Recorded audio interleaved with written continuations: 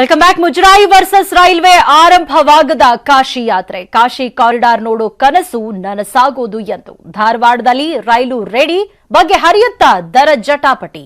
ಕಾಶಿ ಯಾತ್ರೆ ಕನಸು.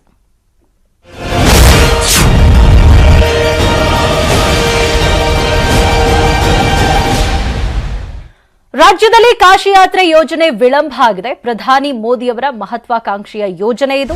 ಭಾರತ್ ಗೌರವ್ ರೈಲ್ವೆಯಿಂದ ಆಗಬೇಕಾಗಿದ್ದಂತಹ ಯಾತ್ರೆ ವಿಳಂಬ ಆಗಿರುವಂಥದ್ದು. ಪ್ರಧಾನಿ ಮೋದಿಯವರ ಮಹತ್ವಾಕಾಂಕ್ಷೆಯ ಯೋಜನೆ ಇದು. ಭಾರತ್ ಗೌರವ್ ರೈಲ್ವೆಯಿಂದ ಈ ಒಂದು ಯಾತ್ರೆ ಆರಂಭ ಆಗಬೇಕಾಗಿತ್ತು.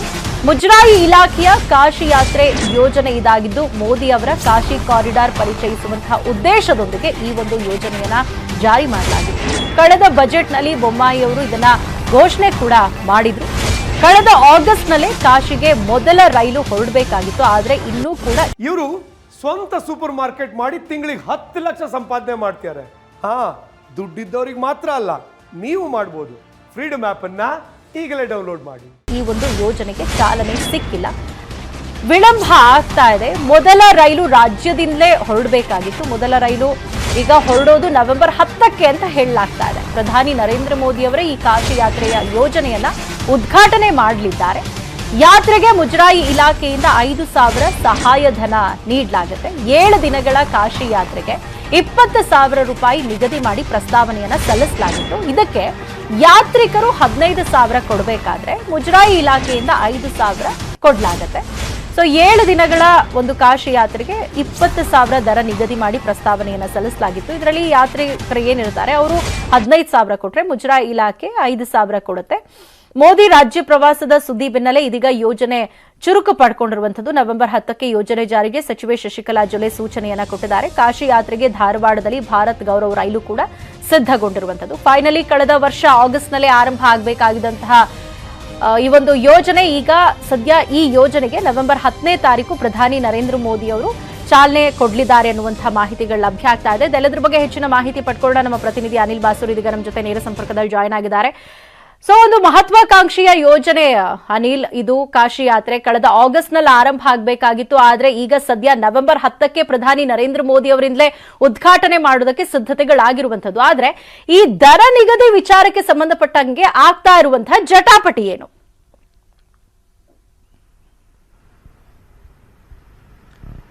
ಸೌಮ್ಯ, ಏನಂತ ಹೇಳಿದ್ದು ಕಳೆದ ಆಗಸ್ಟ್ನಲ್ಲಿ ಅಂದ್ರೆ ಶ್ರಾವಣ ಮಾಸದ ಕೊನೆಯ ವಾರದಲ್ಲಿ ಮೊದಲ ರೈಲು ಇಲ್ಲಿಂದ ಕಾಶಿಗೆ ಹೋಗಬೇಕಾಗಿತ್ತು. ಆದ್ರೆ ಅದಾಗಿಲ್ಲ ಅನ್ನುವಂತ ಮಾಹಿತಿ ಸಿಗ್ತದೆ. ಯಾಕಂತ ಹೇಳಿದ್ರೆ ಒಂದು ದರ ನಿಗದಿ ಸೇರಿದಂತೆ ಈಗಾಗಲೇ ರೈಲನ್ನ ಒಂದು ಸಿದ್ಧಪಡಿಸಬೇಕಾಗಿತ್ತು.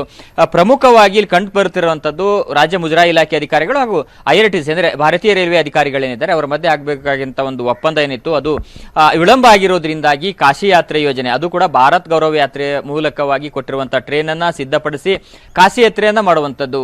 ಇಲ್ಲಿಂದ ಕಾಶಿ ಯಾತ್ರೆ ಅಂದ್ರೆ ಬೆಂಗಳೂರಿನಿಂದ ಅಥವಾ ಕರ್ನಾಟಕದಿಂದ ಹೊರಟು ಕಾಶಿ, ಪ್ರಯಾಗ್, ಅದೇ ರೀತಿಯಾಗಿ ಅಯೋಧ್ಯಕ್ಕೆ ಹೋಗಿ 7 ದಿನಗಳ ಈ ಪ್ರವಾಸ ಆಗಬೇಕಾಗಿತ್ತು. ಇದು ಮಹತ್ವಾಕಾಂಕ್ಷಿ ಯೋಜನೆ ಕೂಡ. ಕಾಶಿ ಕಾರಿಡಾರ್ ಅನ್ನ ಏನು ಪ್ರಧಾನಿ ನರೇಂದ್ರ ಮೋದಿ ಅವರು ಮಾಡಿದ್ದಾರೆ ಅದನ್ನ ದೇಶದ ಜನರಿಗೆ ತಿಳಿಸುವಂತಹ ನಿಟ್ಟಿನಲ್ಲಿ ಆಯಾ ರಾಜ್ಯಗಳು ಯೋಜನೆಗಳನ್ನ ಘೋಷಣೆ ಮಾಡಿರುವಂತದ್ದು. ಆದ್ರೆ ಈಗಾಗಲೇ ದರ ನಿಗದಿಗೆ ಸಂಬಂಧಿಸಿದಂತೆ ಏನು 5,000 ರೂಪಾಯಿಗಳನ್ನ ರಾಜ್ಯ ಮುಜರಾಯಿ ಇಲಾಖೆ ಈಗಾಗಲೇ ಸಹಾಯಾರ್ಥವಾಗಿ ಕೊಡ್ತಾ ಇದೆ. ಇದನ್ನ ಅಂದ್ರೆ ಯಾರು ಯಾತ್ರಾರ್ಥಿಗಳು ಹೋಗ್ತಾ ಇದ್ರೆ ಅವರು ಎಲ್ಲ ಡೀಟೇಲ್ಸ್ ಗಳನ್ನ ಕೊಟ್ಟಂತ ಸಂದರ್ಭದಲ್ಲಿ ಅವರಿಗೆ ಸಹಾಯಧನವನ್ನು 5,000 ರೂಪಾಯಿ ಸಹಾಯಧನವನ್ನು ತಲಾ 5,000 ಕೊಡಲಾಗ್ತಿದೆ. ಅದರ ಜೊತೆಗೆ ಏನಂತ ಹೇಳಿದ್ರೆ ಈ ಒಂದು ಕಾಶಿ ಯಾತ್ರೆಗೆ ಸುಮಾರು 20,000 ರೂಪಾಯಿಗಳಲ್ಲಿ ಮುಗಿಸುವಂತದ್ದು. ಅಂದ್ರೆ 4,000ಕ್ಕೂ ಅಧಿಕ ಕಿಲೋಮೀಟರ್ಗಳನ್ನ ಈ ರೈಲು ಚಲಿಸುತ್ತದೆ. ಒಟ್ಟು 14 ಬೋಗಿಗಳ ಈ ರೈಲಿನಲ್ಲಿ 3 ಬೋಗಿಗಳನ್ನ 3 ಟೈರ್ AC ಅಂದ್ರೆ ಅದನ್ನ ಯಾತ್ರಾರ್ಥಿಗಳೇ ಭರಿಸಿಕೊಳ್ಬೇಕು. ಆದ್ರೆ ಉಳಿದಂತೆ ಏನು ರಾಜ್ಯ ಸರ್ಕಾರದಿಂದ 5,000 ಜೊತೆಗೆ ಯಾತ್ರಾರ್ಥಿಗಳು 15,000 ರೂಪಾಯಿಯನ್ನು ಕೊಡೋದಕ್ಕೆ ರಾಜ್ಯ ಮುಜರಾಯಿ ಇಲಾಖೆ ಅಧಿಕಾರಿಗಳು ಒಂದು ಪ್ರಸ್ತಾವನೆಯನ್ನು ಸಲ್ಲಿಸಿದ್ರು. ಆದ್ರೆ ಅಂತಿಮವಾಗಿ IRTC ಅಂದ್ರೆ ರೈಲ್ವೆ ಇಲಾಖೆಯವರು 25,000 ರೂಪಾಯಿ ನಿಗದಿ ಮಾಡಿದ್ರಿಂದಾಗಿ ಈ ಒಂದು ಪತ್ರ ವ್ಯವಹಾರ ಆಗ್ತಾ ಇತ್ತು. ಆದ್ರೆ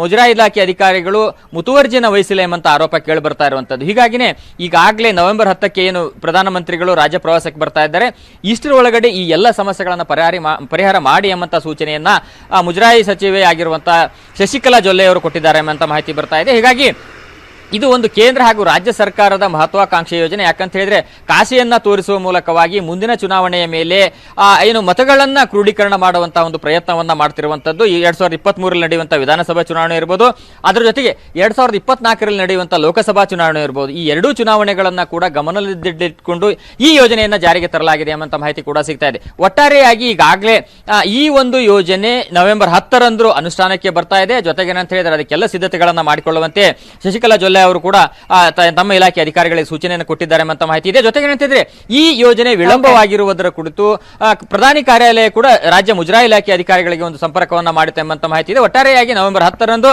ಈ ಒಂದು ಯೋಜನೆಗೆ ಪ್ರಧಾನಮಂತ್ರಿಗಳು ಒಂದು ಅಂದ್ರೆ ಈ ಟ್ರೈನ್ ಏನು ಹೋಗ್ತಾ ಇದೆ ಅದಕ್ಕೆ ಒಂದು ಯೋಜನೆಯನ್ನು ಅನುಷ್ಠಾನಗೊಳಿಸೋದಕ್ಕೆ ಸೂಚನೆಯನ್ನು ಕೊಡ್ತಾರೆ ಎಂಬ ಮಾಹಿತಿ ಇದೆ.